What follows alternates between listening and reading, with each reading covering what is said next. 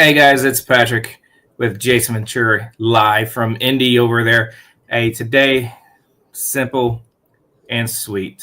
We're going to talk some schedule, class lineup, and, whatever you got on your mind. So, Jason, go ahead, take it away. Well, I flew from nice, sunny, hot, warm South Florida, riding motorcycles on the beach. I landed here and it's sleet, snow, and cold. So I'm a little bit out of my element. Did a quick lap around what I could get into at the show, and a lot of interesting things, some stuff new, a lot of new stuff, a lot of new vendors. From what I could see, I couldn't get inside yet because it's opening day is tomorrow. Seeing the normal people, John Boxell from FTI, the Liberties from Liberty Transmission. Talked with them for a little bit today earlier. Excited to come race the new schedule that PDRA's given us over the week. And let's talk about some scheduling. And let's pull this up real quick and where we're at and where we got to go. So, normally it's a lot that we head to first. Now we're heading to Darlington, South Carolina. I don't remember if we raced Darlington before, have we? Yeah, we've been there twice. The last time I was there, I blew the hood scoop up past the grandstands and oiled the track down and was done for the season. So I was on my way to be number 2. So number 2 to number nowhere, and then been there, done that more than once. So the next stop is Daraina Motorsports Park, formerly Galat Motorsports Park. I love saying we're going to Galat because we got to get a load of this shit and have some fun, right? Yeah, it's a great track, great surface. They got good ice cream. Really good ice cream. Okay. Right. Then we head on to the Virginia Motorsports Park. I love the racetrack. It's awesome. It's massive. The concrete for the drivers are there. The spectation there is awesome. The show, this pageantry, they did a great job with, during the pro shows and everything like that with the flags and everything. Gives you a great be humble to be a racer and have fun there. So what's your thoughts on Virginia? Oh, I love Virginia till about 6 o'clock when the sun's in your eyes and you're driving into it. But you know what I mean? It's a little tricky between the lanes. You could be really, really faster than normal in the right lane for some reason. But other than that, I've always ran good there.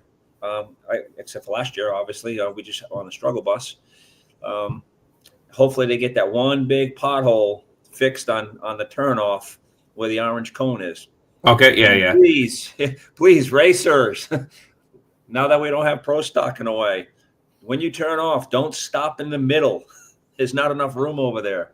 There's definitely not a middle. And you talk about that light, Jason, right? The sun. Yeah. I'm on the radio talking to Jordan, JC, whoever's behind me at the time. Say, hey, tell me when the light turns green, because all I see is the sunshine in my eyeballs, and I couldn't see the tree. So it's definitely a challenge with that. Depending on in the Camaro, I sit far enough back that I don't even have to wear sunglasses in that car. And the window's so small, the windshield's small, so I'm in the shade all the time. It's you can't see nothing, especially out of the Willis. There is no window in the Willis to begin with, and then couple of sun right there when the sun's coming down and towards the evening time. It just sits perfectly on the tree. You can't see nothing. Then we go off to our longest ride for us. I say us, being Jason and I, we're in Florida. The longest drive for him, for sure. But this year, Maryland is our furthest drive away from the state of Florida, which for me is a blessing. What do you think, Jason?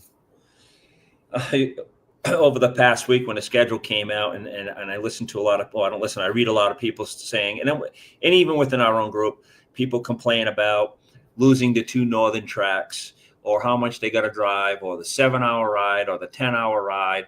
And if you go to PDRA and you drive around, notice how many plates are from Florida in the PDRA. We got a long way to go. A lot of us got a 4 or 5 hour ride just to get out of the state, just to make it to Georgia. I know it's our choice. We choose to live, with no snow, no cold.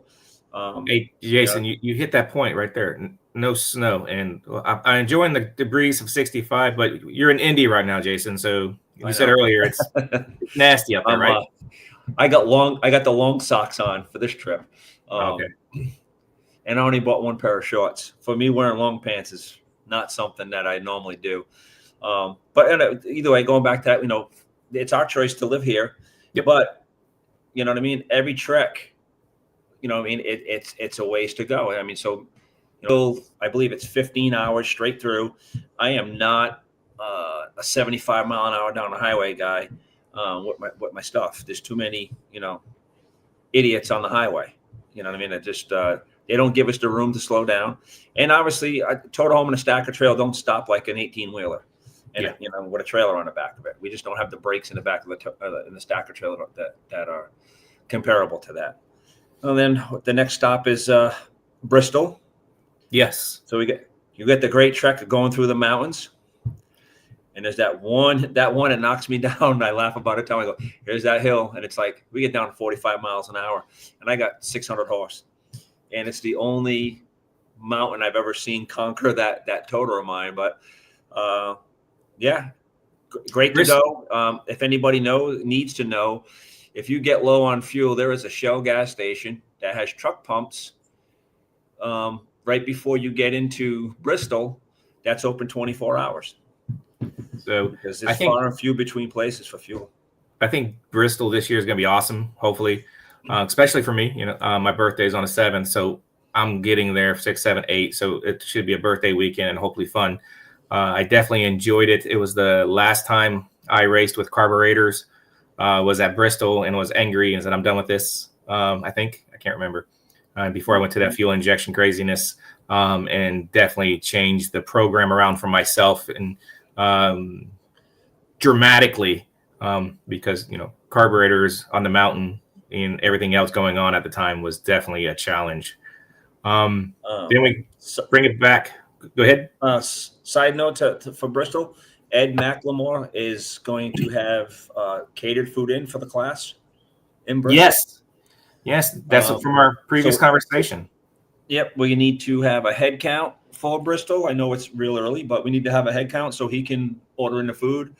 And he wanted to do Friday night, and I kind of was like, you know how Friday nights go for us. We're out, we get the Friday night under the lights, and we're out there late. By the time we get done, it's 9, 10 o'clock at night. Nobody's going to want to go have cookout. So why don't we do Thursday, because track shuts down testing early, and then we'll just do it Thursday night. And if you're not there for 6:32 to race on by Thursday, you're not racing on Friday. You don't qualify on Friday.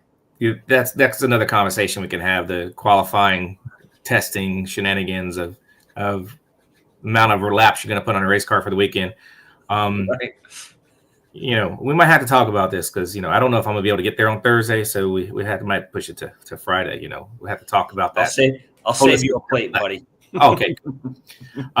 Then we go back to the backward swing, go back to Galat. I'm just going to keep it as Galat because that's what I love it as. Yep. Then back to Virginia. A shorter season this year, only 7 races than last year. Or the previous years with the 8 races and the pro show. So what are your thoughts on a shorter season, Jason?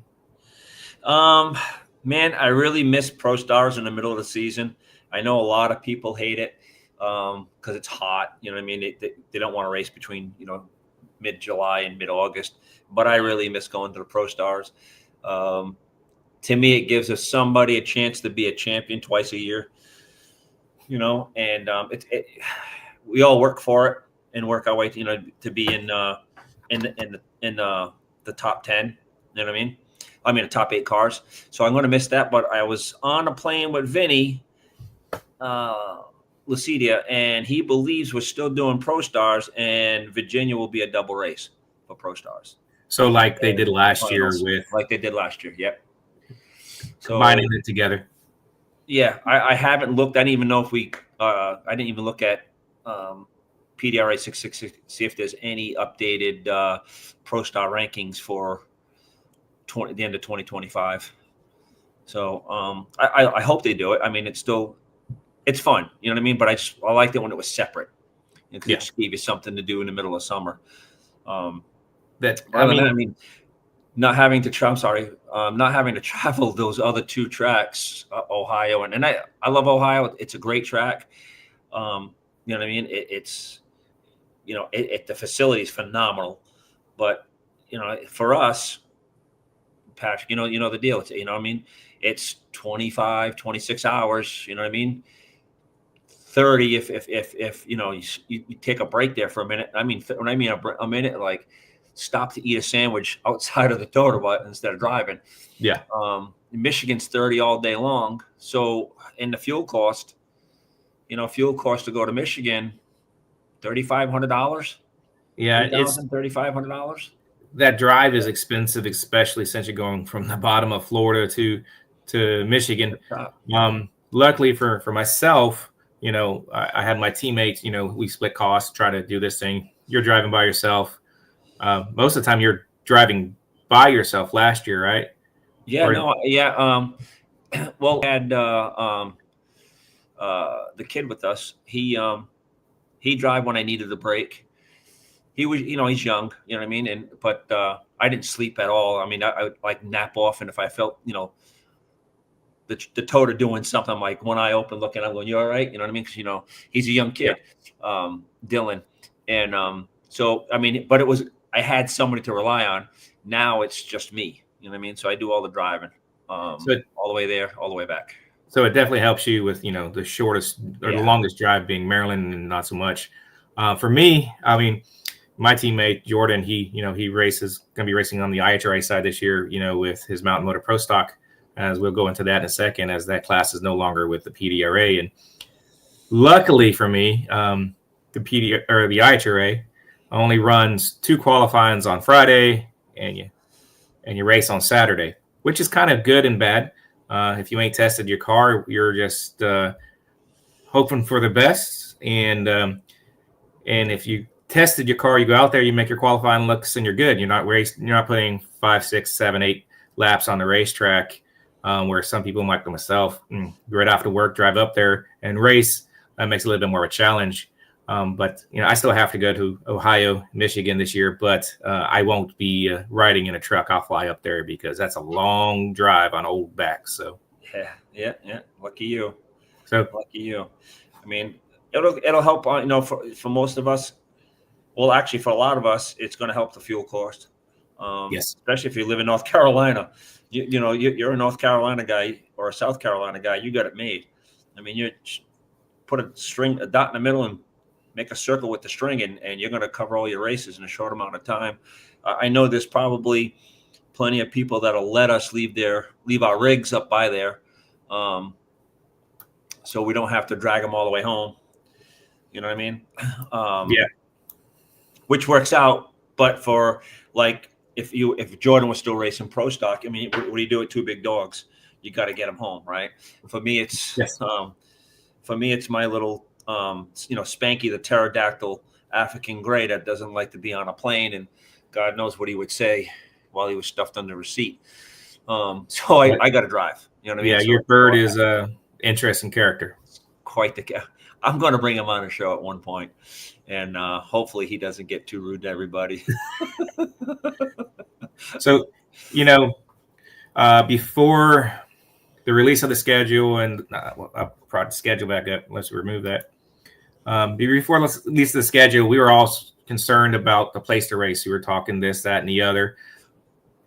Luckily, the PDR said, "Hey, no, we're going to race, and Pro632 is going to be part of that series." So we definitely happy about this, because we know everyone's kind of relaxed. Hey, we have a place to race. We got 7 races. We don't have a Winter Series races this year, which kind of bummed out a lot of us because we love to race in Florida during the winter. You have your winter, your summer, your spring, your fall all in one race, and you have to figure out how to go down a racetrack in all those different weather conditions 3 times a year. And it sucks that we don't have it, but we do have the Pro632 class heading to Darlington, South Carolina, first thing in the year. So that's gonna be awesome. What do you think? In just over 100 days. Over 100 days, we got to go. That's not very far. I mean, that's I'm only back into 2 digits versus 3. Right. And then, some people relaxed because they didn't know if we were racing, didn't know, you know what I mean? So they didn't do anything because they didn't have anything concrete. And now all of a sudden the scramble is going to go on because, oh shit, we got less than, we got 100 days before we got to be there. So you got to be tested and ready to go. Yeah. And for the northern people, I mean, I don't know where they test, you know what I mean? Where we got Bradenton and Orlando, so which is good. Yeah, luckily we have 2 tracks here. There is a couple other small tracks here, but they're raced pretty much year round. So hopefully as soon as my engine's ready, I'll be warming up tires and getting ready to, put down some numbers that will be impressive versus my fastest was, I think it was 21 before I decided to let everything go to parts and pieces last year, this time, which was very devastating and hurt myself mentally because I've just been emotionally distressed sitting at home.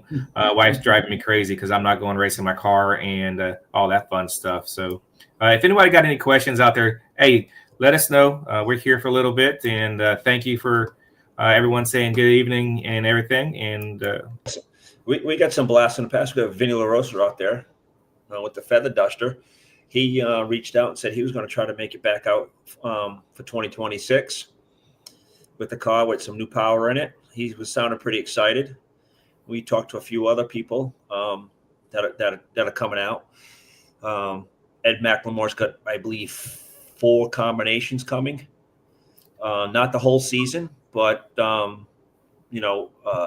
Gary. I'm going to try to remember his name now. McGarry is his last name, I believe. I'm awful with names, and I apologize. He has a Mustang, like a 65 Mustang, and he's going to be coming out. He had reached out to me after the last podcast, trying to see if I can, and I apologize. Like I said, I'm just awful with names sometimes. Yeah, I hope we have Tim McGarry. There you go. Tim McGarry's coming out. He has a combination from Ed McLemore, and he's coming out. Actually, I think Ed's going to be announcing a new sponsor here at PDRA too. PRI also. Yeah, so some people are coming back. Yeah, it's going to be awesome. I think I hope this year is going to be one of those years that, hey, people see Pro632 as a great place to race. If we have all 20 plus cars or drivers teams show up, I know some people have left the class or may come back to the class. I know we got some new drivers coming in. I think if, this 7 race series might be the best Pro632 challenge. The rule sets are pretty close. I don't know if PDRA is going to be changing any rules. As long as they say go away with the billet heads, on my opinion, we'll be okay. But as you touched on that, I got a message on a post actually on the podcast. They haven't letting everybody the reminder, and somebody wanted weight breaks, and it was like he put some thought into it, but it was just 10-2 block gets a weight break, 14-degree head gets a weight break over a 12-degree, and a 12-degree gets a weight break over a 9-degree. And he said it should bring the racing closer. So I go back and screenshot, qualifying sheet from Virginia, and I go, I don't know how much closer you want to get it, other than Jeff being 409. Yeah. And I think it was either JC or Carson was 410. Then we're all stacked on top of each other to me and Mr. Hood. I mean, we're just on top of each other. I mean, how much more close you want to make it? And then as I had said this, and I was watching the snowbirds over the weekend with that new True 10.5, and Jimmy Dale goes, I think we're pretty close on the rule set. The cars are within 2/10. And I go, the cars are worth 2/10. We're within numbers, and people are screaming about tightening the rules up. And I think we got a good rule package. I mean, I don't care about the billet head. I'd rather get rid of the lockup. That's me. I'd rather get rid of the lockup. Take the lockup out and if it's got a converter, take 2 gears away from them, give them 3 speeds. I think that would even things up. That's my opinion. You know what I mean? But we're not rule makers. You know what I mean? We're just a couple of guys that race a class. You know, and we both have pretty much similar combinations, same engine builder, same transmission people. So I'm coming for you, Jason. I mean, you had a little bit more testing out there. We're gonna hopefully see you. I'd help you. So,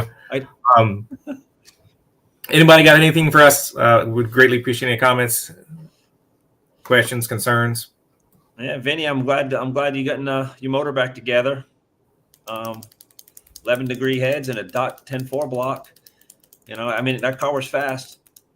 You know what I mean? It's not even that, and that's a steel roof quarter car.